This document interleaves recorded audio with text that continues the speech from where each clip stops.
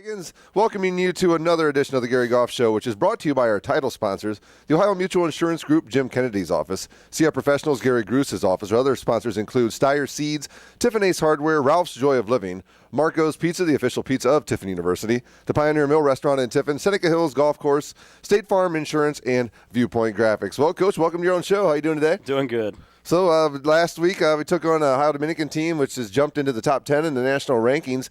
Team who's been rolling through everybody. The Dragons played them tough on the scoreboard, but still not the way you were hoping things would turn out for your kids. Yeah, we knew a good football team was coming in here. They kind of got national recognition when they blew Grand Valley out of the water. Yeah. I guess third week of the season, I believe.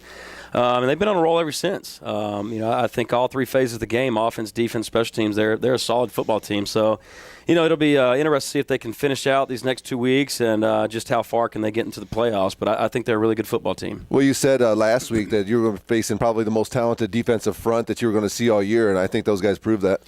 Well, you saw the defensive end, didn't you? Yes, sir. I mean, he's pretty big, athletic. Yes, he is. He's only a sophomore, right? I believe, too. He can run. I think his older brother played at Michigan. I mean, Coach Eisen knows his older brother, I believe. But, yeah, they're athletic. They're not only just big and strong, but they're athletic, and that causes a little bit of problems for you on the edges. And then, it's no secret that we're basically playing with three guards on the offensive line right now. I thought our defense played a really good football game, with the exception of a play here or there. Mm-hmm. And, offensively, we just didn't get things moving offensively. And, it started up front right there. And then, Pipkin didn't have a great game either. There's some things that, we wish we could have back as far as a couple of reads and throws there. But, with the quarterback, it's a little bit of growing pains right now. And then up front, we're kind of a Band-Aid operation up front, to be honest with you. Yeah, it's a broken record, isn't it? It really does. Well, the game, the first score of the game came at the 4-minute and 51-second mark. Brent Wally, a 29-yard field goal after a 9-play, 48-yard drive, taking 2 minutes and 52 seconds off the clock. The weather was a pretty good factor in the game as well, and Wally did a good job kicking for them considering the conditions. Yeah, we took the wind there to start the game, deferred it, and was kicking with the wind, and was hoping to get good field position. We didn't 3 and out them, but we did stop them there on that first drive, and then they kind of pinned us deep. Mm-hmm. And really, for that first half, we played backed up against our goal line. Yes, you did. And it was just kind of they won the field possession battle there in the first half. And their first scoring drive, their running back made a nice play right there, and was able to get points on the board for them. Yeah, the two-headed monster running back, Mark Nichols, the more highly talked about young man, but Brandon Schoen did a really good job for them as well. Yeah. And he had the long run. You said it's just a couple plays. It was just a couple big plays. I mean, besides Brandon Schoen's 58-yard touchdown run, which was the next scoring play of the ball game, it was all field goals for them. Yeah. Just a couple big plays were the difference. Well, and Schoen made a nice cut on an inside zone play right there, and we had a tackle kind of get out of place right there and kind of peek in the wrong gap, and the running back hit the crease perfectly and got down the sideline. But, Schoen's a really good back. He's only a sophomore, and, he's a lot bigger than he was a year ago, and the kid's very deceptive. He's got good speed. Yeah, he's real quick. It was a 58-yard touchdown run as the first play of the drive, took 12 seconds off the clock, and at the end of the extra point was no good on that one there. So at the end of one quarter of play, you guys are down 9-0, and seemed like you said, you guys were playing with your backs to the goal line the whole entire first quarter. So only down 9-0, and it could have been a lot worse. Yeah, it could have. I mean, again, hats off to the defense right there because, I think they were averaging almost 30 points a game, so we bent a little bit. It didn't break besides that one exception, that long touchdown run right there. And then, after the first quarter is about the time we started getting some hail and rain. Yeah, it came down pretty good a couple different times. Yeah, it did. It was a little bit of a mess right there. But, our next possession right there, we get into a 3rd and short and just couldn't convert right there on that 3rd and short. Mm-hmm. And, their linebacker made a good play of, pretty much hip tossing, one of our offensive linemen right there and hitting the running back right at the line of scrimmage. And, very similar to the week before, they kind of won the battle at the line of scrimmage right there, and we were very concerned about that going into this game because their defensive line was so athletic and strong. Yeah, well, the only score of the second quarter came at the 7:39 mark as Brent Wally hit his second field goal, 42-yard field goal after a 9-play, 31-yard drive. Took 3 minutes and 20 seconds off the clock, and the kids going to halftime down 12-0. Yeah, we felt like we were in the game right there still. Yeah. Felt like we had kept their offense in check for the most part. We felt like going in at halftime, we were going to make some adjustments that, we felt needed to handle that our defensive line front right there. And, really second half right there, we want to come out and concentrate on getting the ball on the perimeter a little bit more, and then taking a few shots downfield. And we missed a post right there, and boy, I really thought we had our hands on the ball right there. Their DB kind of hit us as we were making the catch and broke the play up, so he made a nice play. But really felt like, right there going right before halftime, if we'd have connected on that post, we had some momentum right there. If we'd have made that play, we might have broke the tackle for a long score. But still, being down 12-0 to the 10th-ranked team in the country, we were still in the ball game, and the kids thought that at halftime as well. And, so at halftime we kind of went in there and got on the board and made some adjustments and preached to them, hey, again, it's 0-0. Let's go back out and fight the second half. Yeah, you're only 2 scores out of it at that point. Two touchdowns and 2 extra points, and you have a 2-point lead at that point. And you said the defense did play very well in that first half. The long touchdown run, really the only big play you give up. Joe Collard was all over the place in the first half with 9 tackles. And your defensive secondary, I thought, played very well as well. Yeah, it's probably one of the best games Brandon Person's played all year. And he was our Marco's Pizza player of the game on the defensive side. Good. But he's played some good football, but this is probably his best overall game. I think he had 15 tackles. I think he had 2 or 3 for a loss. And then right next to him, Stephon Willis, our other safety, had a really good game as well. Yeah. So our secondary's playing very well, and our D-line's doing pretty good as well with Joe sitting right there.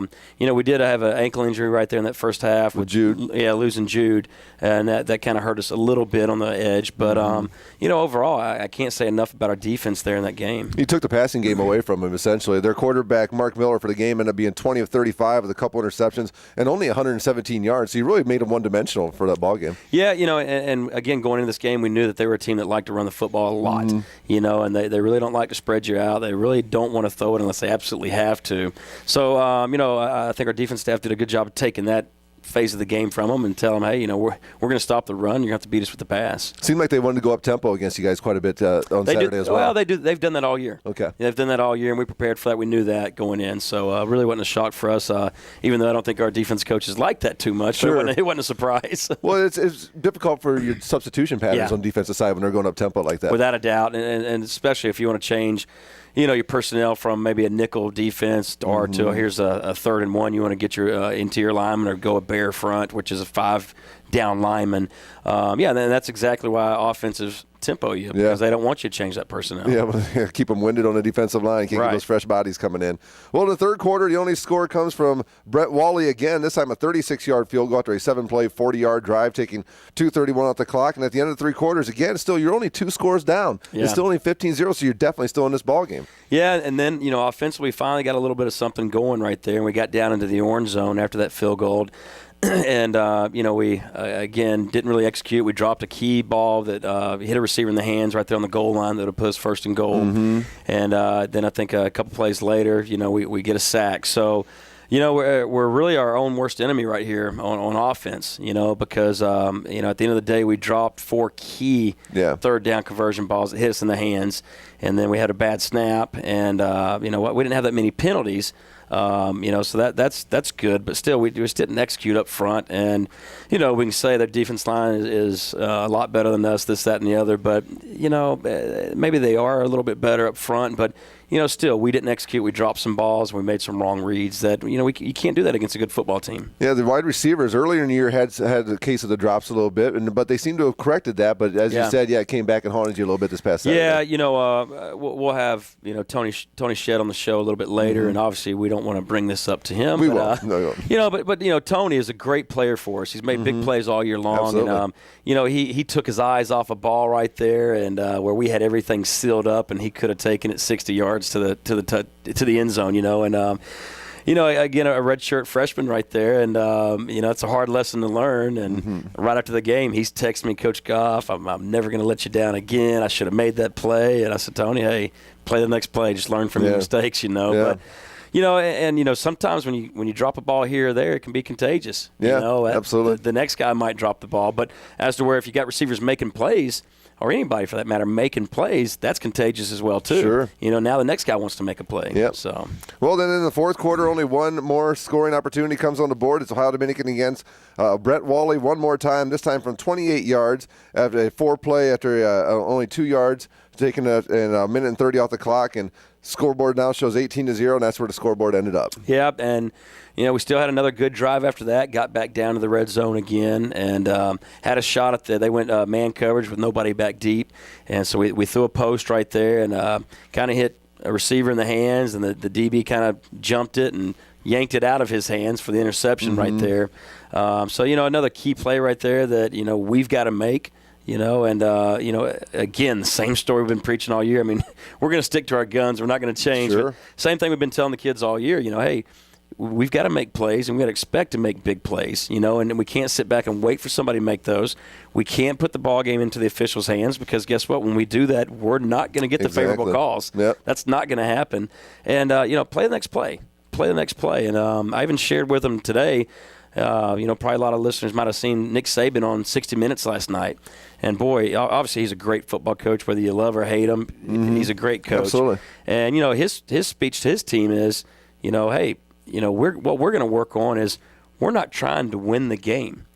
We're trying to play the play to our best ability again and again and again, because he preaches that each play has its own history. Yeah. And they need to make that great history in every play. And so I kind of explained that sense to our kids today. I said, we're saying the same thing. We just say play the next play. Don't worry about the score. Just play the next play. And if you continue to put good plays back to back to back, you're going to win some football games. Yeah, good things will happen. So a little bit of an experience right now overall for us, and I think we're still in that mode sometimes. Let's sit back and somebody's going to make a play for us, and then we're going to get fired up and ready to go. Yeah. And you can't do that against really good football teams. And every team we play in the GLIAC is a really good football team. Well, I know Oliver Cyprian came in and it was kind of a spark plug on the ground for you in the second half as well. Oliver adds a different dimension to us there in the backfield. I think Jerry's had a solid season, very powerful runner and can cut in between the tackles. And then, Oliver we found is a lot quicker and a little bit faster. And you saw that he broke a few long runs there in the second half. And, he needs to, probably tighten up a little bit as far as protections and some different calls out of the backfield. But, the young man can help us. He's a different animal back there. All right, well, that's this past Saturday. Ohio Dominican remains undefeated, gets by the Dragons 18-0 in our senior day final home game. 2 road games left, Ashland and Lake Erie. Lake Erie put up a ton of points against Walsh over the weekend. They've been doing it all year. Yeah. So I think they're averaging 60 points a game. Yeah, so we'll talk about them next week. But let's go ahead and take a break, and we'll come back and we'll preview the Ashland game next week. Okay. All right, stick around. This is the Gary Goff Show on the Tiffany University Dragon Network. Welcome back to the Gary Goff Show here on the Tiffany University Dragon Network. Coach, we talked about the Ohio Dominican game last week. The weather was less than ideal. You played a top 10 team in the entire country in Division II, and you guys hung with them right till the very end. A close 18-0 ball game. Now we go on the road to finish up the final 2 games. Going to Ashland this week. Ashland comes off a game where they battled Findlay right to the end, 35-28. Findlay got the victory. Ashland sitting at 4-4 in conference, 4-5 overall, and another tough challenge for your kids. Yeah, it is. Anytime you go on the road in this conference, it's a tough challenge, and this will be our first trip to Ashland. I don't know if any of my players on the team have been to Ashland. We're kind of up for this challenge. We're kind of excited about it because. Just a year ago, Ashland won the conference. Very talented football team. I think they went to the second round of the playoffs. Yeah. And, they're a good football team, but they're a different football team than what they were a year ago. So they're breaking in a new quarterback. Defensively, they had 2 of the best players in the conference last year defensively, in the Cody Bloom, linebacker, and then the Gamble kid, who was a transfer from Illinois. I don't know if there was injuries or what, but those 2 are not playing, and, their linebacker core is solid, but I tell you what, Cody Bloom was a great player. And so I think they're missing him a little bit. And then up front, they got the meter, and you can't call him a kid. He's a grown man. Yeah. And I think everybody in the world tried to talk him into entering the draft a year ago, but he decided to come back his senior year. And up front, he is their defense line's different than ODU's. ODU is very big and athletic. Ashland's defensive line is very big and strong. Okay. So Meter, you got to have a plan in place for that young man because he's an animal. But I think missing the Gamble kid in the secondary is obviously different because he was a really good player. So defensively, I think they're sound, but they're not the same defense they were a year ago. Offensively, kind of the same thing. You know, they're good at what they do. You know, they like running the football. They will use a lot of different formations, a lot of different personnel groups. Their quarterback, they'll sprint him out some. They got some big, strong offensive linemen, and they like to run power football quite a bit. You know, but you know, anytime your senior quarterback who's been there for 4 or 5 years graduates, it's kind of hard to fill those shoes a little bit. Yeah, it was Tyler Householder, I think, was their quarterback last year. GLIAC Player of the Year. Yeah, and almost set a record. And the Dragon, one of your linebackers, broke the most consecutive pass attempts without an interception, and he was within 5 or 6 passes, I think, of tying that record. And you guys got the interception against him last year here at Tiffin. Yeah, no, so don't misunderstand me. They're a great football team. They are. They're a good football team. Last year, they were really good. Yeah, they were. You know, so but you know what? This is their last game. They're only playing 10 games this year. So we're going there. It's going to be their senior day. I'm sure they're going to be fired up and ready to play hard. But you know what? Our spirits were up today. We had a good practice today. We've talked about it. You know, our task at hand here, and I expect our kids to go there and fight hard. And it ought to be a fun game. Now, Tiffin's never beat Ashland. I think our overall record is 0-4 against Ashland, so it's a good challenge for us. We want to send our seniors out with a victory as well, and try to end strong for them. But it's going to be interesting because we've never been to Ashland. Our kids have never traveled there. New facility there too, as well. I don't know how new, but it's a very nice facility. Yeah. So very, very nice, and I'm sure Ashland's got their issues and their problems as well. So, it's once again, it's more about us. How are we going to respond? How are we going to execute? We know where they're going to line up. We know what their strengths are. How are we going to respond? Yeah, their running back, Anthony Taylor, over 1,400 yards already this year, averaging 161 yards a game. He's going to pose some challenges for you guys. Oh, without a doubt. They're good at running the football between tackles, and I tell you what, it was very interesting, how they lost the game last week at Finley. It was kind of a heartbreaker. Finley throws about a 35-yard touchdown pass with 6 seconds on the clock to end the game. So I'm sure they're a little bit like us. They got to pick themselves up and get ready for this week's game. So you mentioned their defense, and I was looking through some of their defensive statistics this afternoon before we did the show. It's all the defensive line and linebackers. Yeah, they do just about everything for that team. Well, I'm telling you what, watch 52 Saturday. 52 is a really good player. He'll be one of the conference defense linemen, easily in the GLIAC this year, without a doubt. Well, they're 2-2 at home this year. They've won 2 of their last 3, but Dragons had the 2 road games to finish off, and the senior day and all that festivities is always great, but I guess that could pose some distractions for the team. So maybe getting out on the road after the senior day will do the Dragons some good. Yeah, I hope so. Again, we've been preaching to the guys. Let's have fun with this. Let's work hard and get after them. But there's no pressure on us. I would think there's more pressure on Ashland. Because if they lose this game, they're 4-6, and it's a losing season for them. Yeah, considering they were a top 10 team nationally preseason as well. Right. Absolutely. So we're going to have a couple of your student athletes on here in a little bit. Tony Shedd, a wide receiver. Why don't you talk about him just a little bit here before we bring him on? Yeah, Tony's from South Bend, Indiana, and it was a great player. He was recruited and offered by a couple of schools in the GLIAC, and he chose us over those schools. I think if I remember right, he's majoring in art, something like that. He's a great student, but he's a competitor, and he redshirted for us last year, so he's a redshirt freshman this year. But when the young man catches the football, he's dynamic. He runs a lot stronger than he looks, and he's going to be a leader for this team down the road because he's not cocky, but he's very confident. He's got the swagger, Speaking of wide receivers of swagger, I saw Obadiah back on the sideline on Saturday. He was getting pretty animated, excited over there on the sideline with you guys. I think Obadiah's always excited, So yeah, he was down there in that T-shirt with the pouring down rain in the first half. I noticed he had the jacket on in the second half. He wised up there. Right. But also your punter, Seth, is his leg a little sore after Saturday? He was using it quite a bit. Yeah, that doesn't make me feel good either. My job is to keep Seth off the field. Sure. But, no, Seth made some good plays for us. Especially with it raining like that, and you're always scared that the ball's going to go through the punter's hands and all that stuff. But, Seth has been very consistent for us, and he's got a good leg and did a good job of kicking it away from their returner because the Bell kid is very dangerous as far as returning for ODU. So, he's been a good player for us all season, very consistent. And I joke with him all the time, hey, great job, son, but my job's to keep you off the field. Yeah, do your job today, but I don't want to see you, actually. Right. No doubt. All right, well, let's step aside and take a a break, and I believe Tony's outside, so we'll bring Tony Shedd on first, and then Seth Pico will be in our final segment. So stick around. You are watching the Gary Goff Show to our friends on our YouTube channel.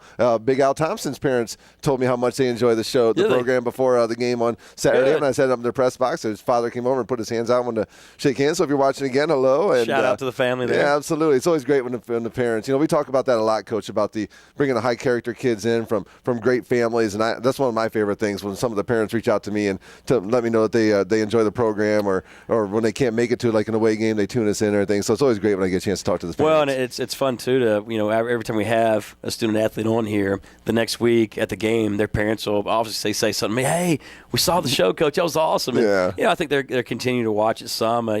Joe Collard's family's one. Yeah. I think they tune in all the time. Mm-hmm. And Dustin Craig's family's another one. They're always watching the show. So, this is good for us in many ways. Yeah, I love it. I think it's fantastic. So let's go ahead and step aside and take a break. We'll come back with Tony Shedd right here on the Gary Goff Show on the Tiffany University Dragon Network.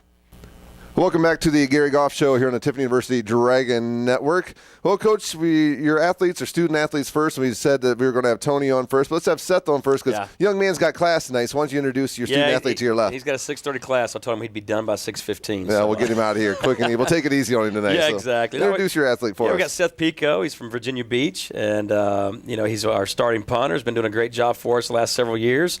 Punted the ball way too many times this weekend. I told him it's my job to keep you off the field. But anyway, Seth, welcome to the show. Thank you. Thanks for having me. So, Seth, we were talking about that before the program here about coach's job is to make sure you don't get on the field.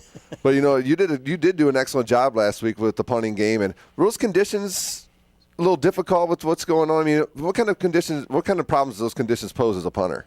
I start off with the glove normally on to better catch the ball, but when the rain's like that and it's hailing and it's cold, it's a lot harder to hold on to it. I know my snapper was struggling as well, just trying to grip it and get it back to me. But, it does slow down the operations time a lot, but I've been in it many times before, so I know the quirks and everything to catching it and kicking it. Yeah, you're playing football in Northwest Ohio. You're going to deal with that every once in a while, aren't you? A little bit different than playing in Virginia Beach. Mm-hmm. How'd you end up in Tiffin? My senior year, I graduated and everything, and I had recruiting tapes out everywhere. And not many schools had taken a look at me, and I guess Tiffin had just lost their starting punter and kicker, and so they were eager to get a kicker. Well, I don't know if they ever had one, to be honest with you. Oh, yeah. Because remember, when we first got here, we didn't have a kicker. Uh-huh. So. Mm-hmm. Yeah, and then Tiffin gave me a call, sent me a box of potato chips, and came up. The ball racks, I'm sure. Yeah. Mm-hmm. Well, so you do a little bit of kicking as well, or not just the punting side too, right? Mm-hmm, yes, my freshman and sophomore year, I handled the field goal and the extra point duties as well. Well, I think you seems like your dad drove you up. Y'all kicked for about 30 minutes, and it seemed like there was one other kicker out there kind of doing the same thing, trying out with you. So I vaguely remember that, but I was kind of intrigued because y'all were from Virginia Beach. It's kind of like, well, what are y'all doing all the way over here? Yeah. Long 10-hour drive, but it was worth it. So when you played high school football, did you do anything besides the kicking games? Did you get on the offensive or defensive side of the ball at all? Oh, no. Back in my high school days, I was a puny soccer player that turned into place kicker for the team. We didn't have one, and so I did the kickoffs and the field goals, extra points, and all the punting duties. Did you not play all 4 years of football? No, I did, but okay. I played my first semester. I played soccer my freshman year, and I don't know. I wasn't very good, I guess, with the team. We had a bunch of good soccer athletes, and then so I, played football and loved it a lot, and decided to do it all 4 years. So what are you studying here at Tiffany University? It took me a while to figure out what I wanted to be. I was undecided for my first 2 years, but now I decided to focus more on general science. Most people are probably like that. Most people probably change their majors 2 or 3 times sure. while they're in college. Yeah, no, without a doubt. What do you plan on doing with that when you graduate? Do you know? I'd like to go to grad school. My focus right now is on green technology, and so I'm starting to take more like the global geography classes and the sustaining ecosystem classes now. But I'm not really sure. I don't want to teach right away because I know that's what mainly a general science degree is for. But I'll probably see if I can go to grad school or something and see what other options are out there. Now, when you came up to Tiffany University and you were trying out to be the kicker, what was there something when you were here that clicked in your head and said, "Yeah, this is kind of like the place where I want to be"? Yeah, definitely. Seeing as how we had just cleared houses with the coaches and starting from scratch, I really wanted to be a part of that. Just because it'd be cool to be part of something that went from something that was not very, I guess, noticeable and to something that we're really starting to rebuild something. We're starting to take it in the right direction, and I thought I love punting and everything. And if they're going to give me a shot, I'm going to do my best for them and see if we can take the program to, better places. So what's it like being you're back there and you get that snap and some of those big, mean, ugly defensive linemen are charging at you as fast as they can, and you got to get that ball off before they get there? I mean, it's got to be intimidating at times. Yeah, it's definitely intimidating when you pick your head up and you see guys just like staring at you and they just like angry, like they just want to come destroy you. But and also you end up in a vulnerable position as well. Oh yeah, definitely. But thanks to the referees, there was a penalty if they touch me and everything, and hopefully the snap gets back there fast in my operation time, which I practice every day. Helps me out. So I'm not as nervous as I guess someone who's never been back there before. Yeah. I'm a veteran, and it's second nature nowadays. And we put 3 pretty big guys right in front of you too to help try to protect you. How could I forget? Absolutely. Joe Collard, Bill McKegg, and Mark Rogers, they do a good job. Brian Moore as well. And some of your best friends right there out there on the football field, for I sure. got to buy a mistake at the end of the season. So it's always interesting when we look down at the sideline during the game that all the kickers are kind of huddled over to one side, right there by the net. Is that just kind of where the kickers just kind of go? That net's like a magnet? Yeah, that's our little community over there, our support group. Come off, they give me little tips. They say, you need to point your toe more. They're really sort of like a peanut gallery and support group, and just I go back over there and they say good job and everything, and it's cool to have that section there and not completely be like with the rest of the team, because over there we can focus on the little things, and we know the game situation and everything. But does that help having that support staff when in case you do get a little bit off on your mechanics, having those guys over there that'll notice, like you said, you get that toe point? Does that help you a little bit? Oh, absolutely, yeah. I mean, I spend every day with them at practice as well, so we're a pretty tight knit group, and they know how to kick and I know how to kick, and we bounce back and forth about what the best option for be. Like even with like the weather, as you said, my friend was like, here, you probably should go out with a towel, or you should probably take the glove off, or use my hand warmer. It's nice to have those guys over there with me. Other kickers that kind of think like kickers, nobody else would think about that. Hey, take the towel out there. You better take your glove off, which, we do preach that to our receivers all the time. Hey, it's raining. Take the gloves off. Sometimes those things can get, slippery. Sure. Mm-hmm, yeah. It's sort of like a family over there, because they know the same thing I know, and it's sort of like we're a family, like I said. Well, kind of the class clown out of that group is probably the best kept secret on the team is Giovanni. Giovanni, yep. Giovanni, I've learned more and more about here over the last year and a half, and it seems like he's the one that kind of keeps all these guys together at practice and holds court a little bit sometimes. So is there a punter out there in the professional ranks that you like to watch, or somebody that you really just enjoy to watch kick the ball? I really like Pat McAfee, the Colts punter. I admired West Virginia football growing up because that was my dad's alma mater, and so he was a guy I looked up to. And Coach Eisen actually said he had known him, and he told me some stories about him, and he seemed like a guy who, he wasn't just a punter. He had some character to him, and he was a pretty funny guy, so I can relate to him in ways like that. What's the most gratifying thing? Is it getting that ball to die down inside the 20-yard line, inside the 10? Is that the most gratifying thing as a punter, or is it see that beautiful high spiral coming off the foot? What's the most gratifying thing for the punter? I say it's a combination of both, as well as, like, even if it's not one that bounces out of bounds, it's just awesome to see my coverage team go down there and take care of business and do their job and everything. And just, when you hit a good pun, you watch that thing soar, and I'm just like, yes, and everything. But, it's definitely nice to get the high fives and everything after, and I especially love that my guys are all it's like one cohesive unit. It's nice to see it all work together, especially as the coaches scheme it and they show me the plays and everything and how it's supposed to work out. It's awesome to see it all come together. Yeah, my 8-year-old son Isaac would be envious. I'm sitting here talking to the punter because every day he gets home from school, if the weather's okay, we're out in the front yard punting the football back together. Yeah. That's all he wants to do. We even have a little PVC pipe goalpost in our front yard as well. Good. So he'd be real jealous if he knew I was talking to the punter right now. So just you got a little kid who idolizes punters. So. What's up. I will, absolutely. So you said after school you'd like to get into grad school and studying the green technologies. I think that's fantastic because a lot of things in the world are moving in that direction. Mm-hmm. Is that something you've been interested in a long time, and the recycling, the green movement? Not right away. Like I said, I came here undecided. I sort of took a lot of general education classes. It's mainly a criminal justice school and like business here, and sure. I wasn't really feeling that, and it was sort of like dime a dozen of classes, and so I kind of wanted to do something different, something that would kind of stand out. And especially, I think that like aiming towards the future, most things will be on a global scale, and I figured it's a form of paying forward, really. Yeah, absolutely. What's your father do? Anybody in your family do anything along those lines, or? No, my father, he's just he's a college professor as well. He teaches psychopharmacology, like drugs in the brain, stuff like that. My mother's a nurse.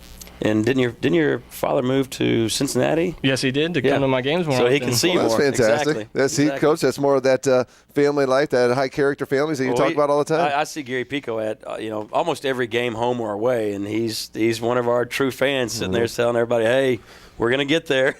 So. Well, Seth, that's all I have for you today. Coach, you have anything else for your punter? No, Seth, he's been a model student athlete for us. We're very excited to have him. And, I joke with him all the time. I'm happy he's punting good, but I really don't want to see him punt. Sure. Yeah. You hope he's got the cleanest uniform on the team at the end of the game. Exactly. Absolutely. I think I told him before the season started, it's my job to keep you off the field. And he just kind of looked at me like, what?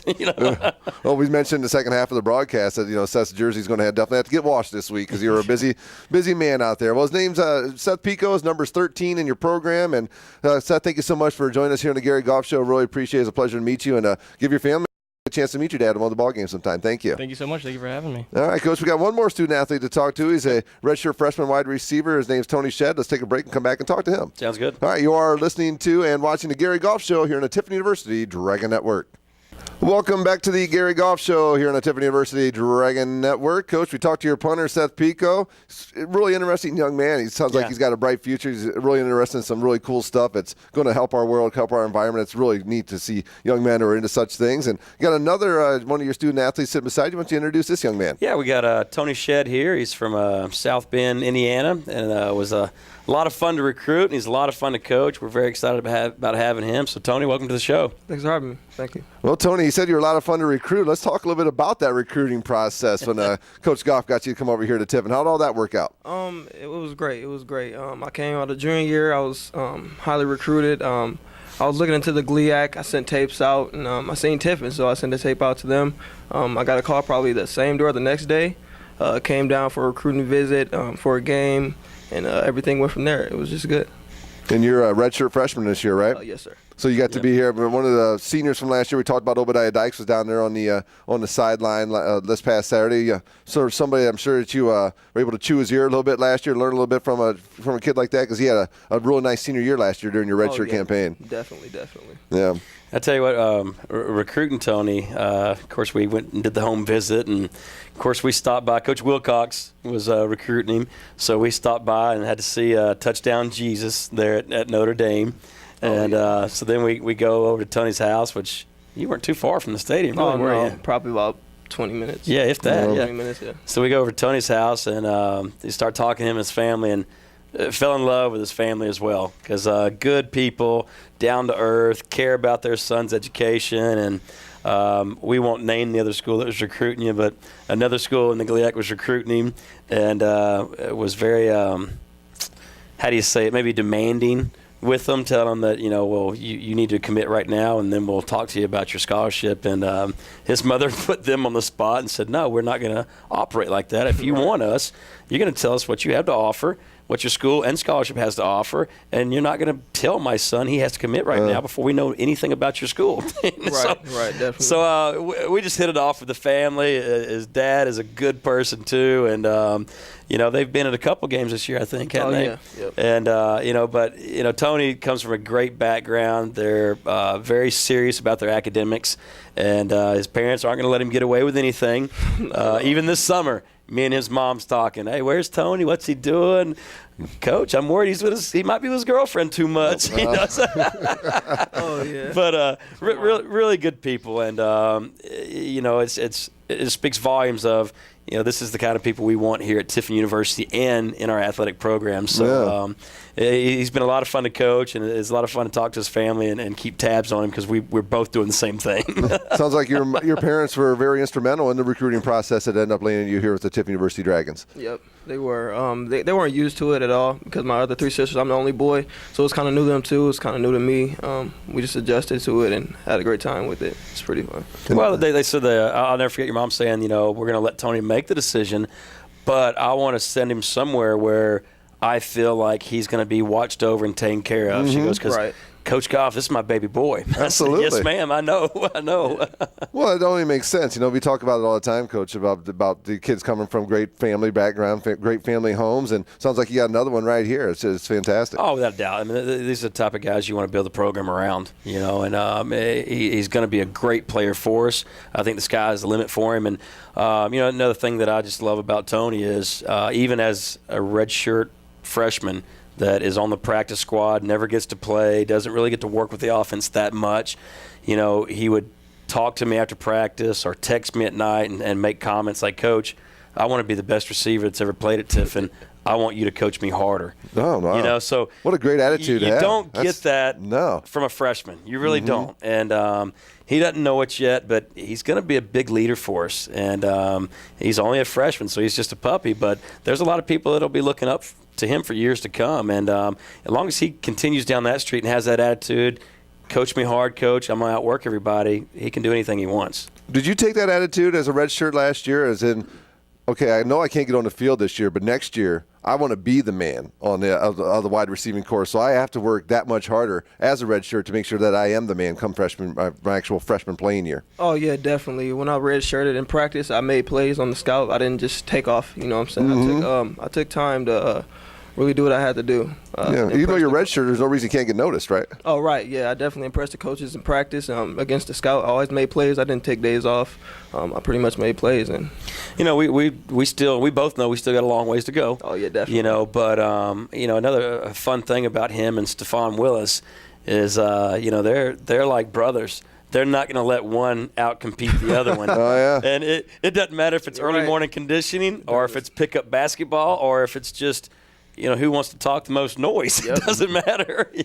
You know, but you know, that's the type of competitiveness I want in the program. Yeah. You know, I want my guys hungry and I want them to compete at everything they do. Hey, I'm going to be the first one to stats class tomorrow. Watch. Yeah. You know, I'll make a better grade than you in that test, or you know, no matter what it is, I want to be overly competitive. You know? Right.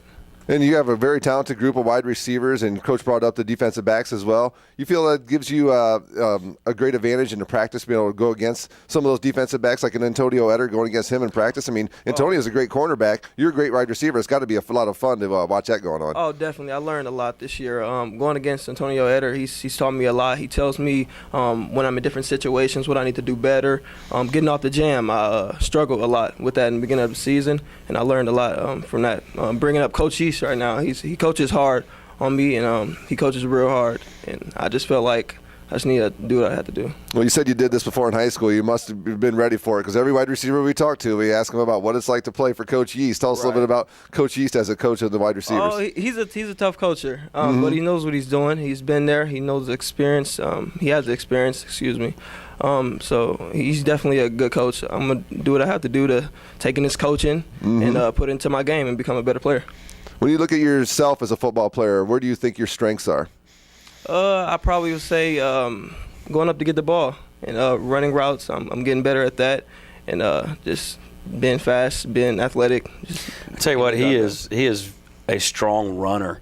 You know, when he's got the ball in his hands, he's got a different gear. And I think he surprises a lot of defenders because he's so powerful, and he gets straight up field now, and sometimes it catches him off guard. Right. So, well, that's a big part of it, you know, getting that ball, getting your shoulders square and getting up field. I mean, that's as big a part as running the route and catch the ball. Once you got it in your hands, it's your job to keep going, right? Sure. Oh, yeah, definitely. I don't want to get them confused, me being a wide receiver, that I'm not going to break tackles. Yeah. I'm definitely going to run hard. Yeah, they better bring it because you're going to. All right. Yeah, okay, if you had to pinpoint a weakness on your game, what would you say it is? Or something not necessarily weakness, something that you think that you need to work a little bit more on? I'd probably say still getting off the jam. There's always room for improvements. So I'd definitely say getting off the jam and adjusting to the weather as far as catching the ball and when it's raining. Yeah, that sometimes it takes a little more concentration. Right, definitely. You know, and there's times when it's pouring, you got to use the body to catch the ball.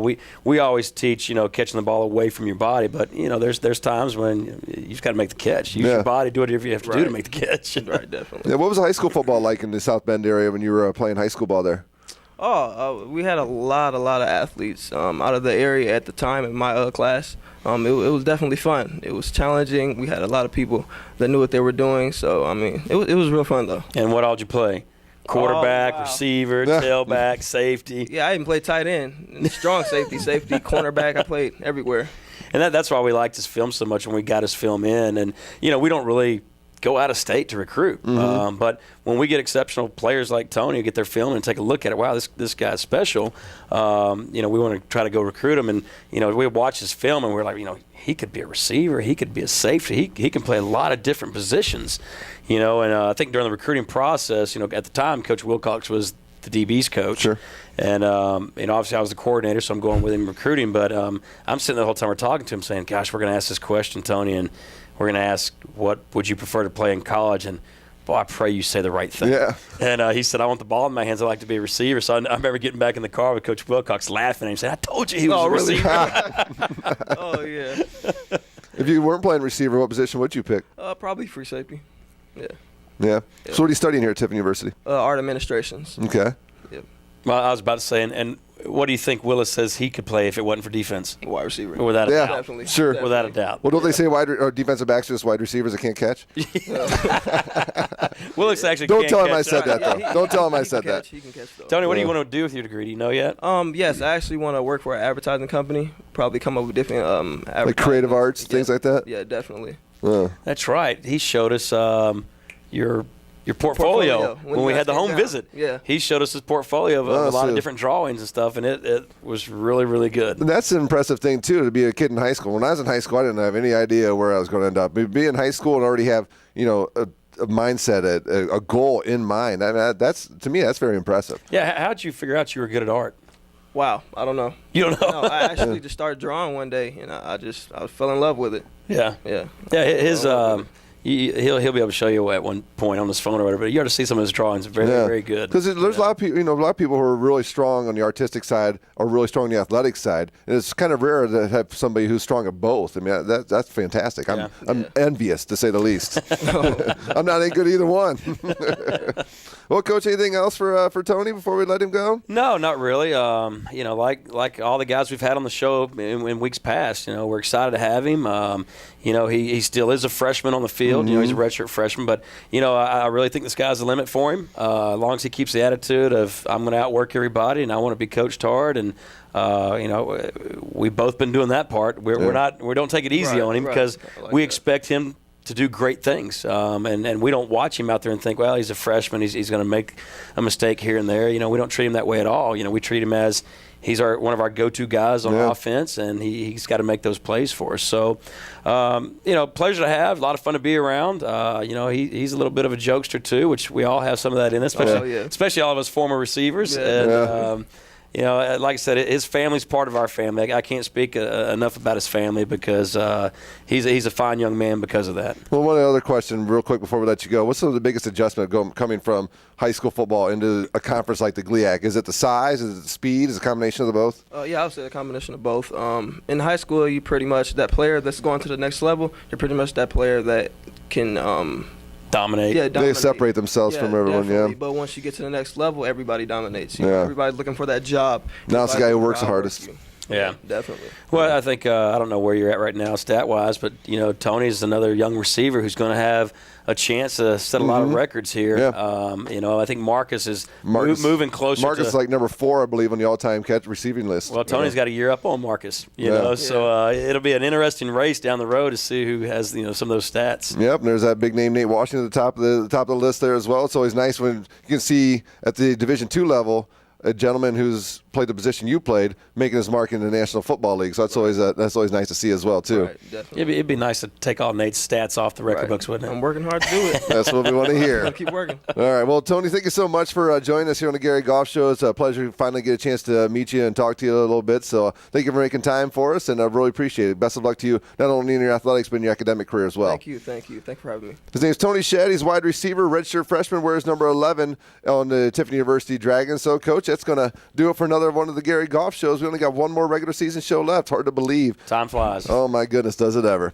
Let's thank our title sponsors today. Our title sponsors are the Ohio Mutual Insurance Group, Jim Kennedy's office, and CF Professionals, Gary Gruse's office. Other sponsors include Steyer Seeds, Tiffany's Hardware, Ralph's Joy of Living, Marco's Pizza, the Pioneer Mill Restaurant, Seneca Hills Golf Club, State Farm Insurance, and Viewpoint Graphics. That'll do it for this week's program. I'd like to say thank you to all of our folks who viewed us on our YouTube channel as well. If you'd like more information, www.tiffin.edu. More information on Tiffin University Athletics, go to www.gotiffindragons.com. Thank you for tuning in. I'm Russ Snyder, voice of the Dragons. We'll see you next time here on the Tiffin University Dragon Network.